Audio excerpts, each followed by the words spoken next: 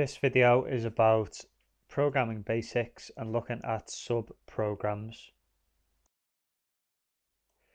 So a sub-program is a program that will work on its own, but also as part of a larger program. They're sometimes known or called subroutines. Two examples of sub-programs are procedures and functions. And these are very useful when you've got a set of instructions that you need to repeat in different places within a program. So you might call the same function or procedure more than once within a program. So the main advantages of these are they give your program more structure. They cut down on the amount of code. So if you're repeating yourself, you're obviously not going to have as much. They prevent repetition. So it saves you doing the same thing over and over again. And you can call them anywhere, and you can actually import them into other programs once you've completed it as well. So higher level code is a higher level programming language that we basically use, such as Python, Java, C#, Visual Basic, anything like that where it's higher level programming languages. And a lot of these have got procedures and functions built into them. For example, in Python, you can import random, and that allows you to use a lot of the random functions that have already been coded. Obviously, you can also create your own. So, something called parameters and arguments, which are values that we can use as part of our procedures and functions. And I need to tell you what these are first so that you can understand them in the examples that we're going to look at. So in most subprograms, you will encounter something called parameters and arguments. When you first declare a function or declare a procedure, you need to, or you don't have to, but you can often use something called parameters. They are special variables which are used to pass values into the program. So in other words, it's very similar to using inputs. You can specify a name, a data type, and a value for each parameter. Arguments is when you actually call the subprogram. When you run the program itself, you can put in the values for the parameters, and they are called arguments. Let's take a look at procedures first. A procedure is a set of instructions stored under one name, but the value is not returned, so nothing is returned with the procedure. So when you want your program to do the whole set of instructions, you only need to call the name of the procedure. So as I said before, procedures do not return a value. So they don't always have to take parameters, but sometimes they do. They are often called by just typing the name and giving any arguments for those parameters if there are any. Now in the exam, you're often asked to explain the difference between a procedure and a function. If you just remember that a procedure does not return a value, then you're likely to get the mark when you're explaining the question. As always, looking at an example always helps. So here we are using Python code. You can see how to declare a function. So def is to define a function, and then we've got the name of the function. This time it's called welcome. Then we've got a set of brackets. Now in the first program, there are no parameters used in the declaration. Underneath, we have two lines of code that we want to be part of the function. So every single time you wanted to call the welcome function, it would run those two lines of code.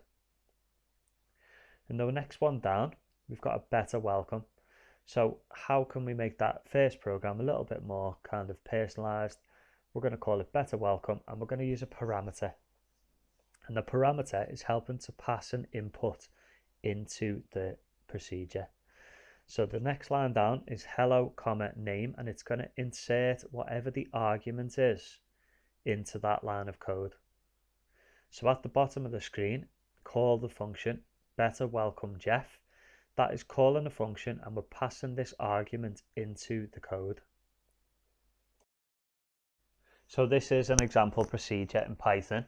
You can see how the procedure is being declared using def. Give it a sensible name, and then in brackets is the parameter. Now you don't always need parameters for procedures, but in this case I want it to take some sort of input. So in this example here, we are using the parameter to pass somebody's name into the procedure, and you can see that this is a procedure because no direct value is actually returned. So when we call the procedure, we use better welcome and the two brackets, and in this case we want to put Jeff as the parameter. When I run that program, you'll see what the output is. So it literally just puts in the parameter into our procedure, and that's the output that we get. So if you look at the two side by side, you have better welcome Jeff, and you can then see that Jeff is being passed into where the name is. So a function is similar to a procedure. The main difference is that a function always returns a value. So in the exam, you're literally looking for the keyword return. If it shows you a program and you see the word return, that's how you know it's a function. It might ask you the difference between a procedure and a function. You can just say that a function returns a value and a procedure doesn't. When you are calling a function, you should usually assign it to a variable, because that way whatever value is returned gets given to that variable. So if we take a look at an example function, it should clear things up a little bit. So in this particular case, we are defining a function and we're going to call it join strings. And what we're looking to do here is we're going to pass two parameters into the function, and it's going to join them together. So it's going to concatenate two strings together so that we don't have two separate values. So the main thing you notice is that the second line says return, and this is going to return a value, which is what makes it a function.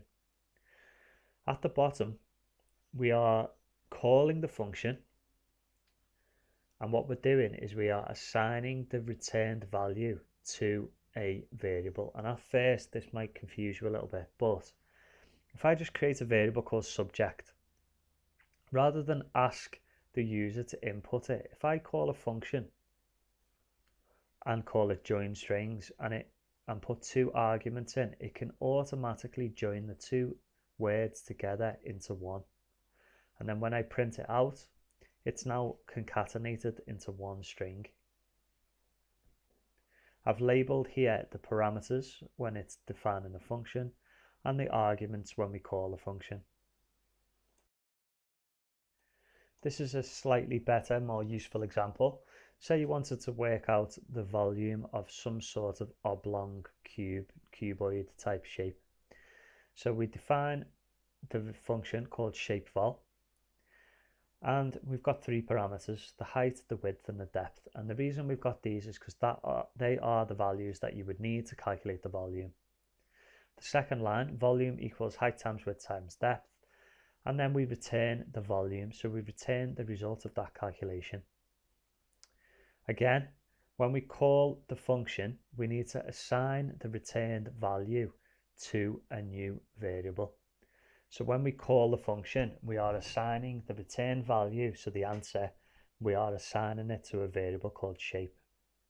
Then when I print shape out, it will be the returned calculation from that function.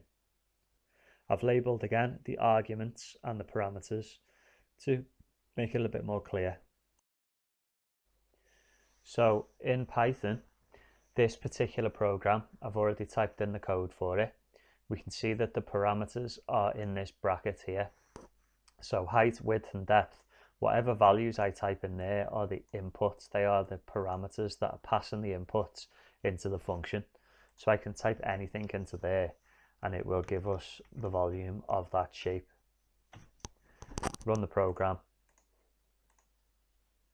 and we can see the output is here, 25,000 centimeters cubed. So that's the end of this video about subprograms, functions and procedures.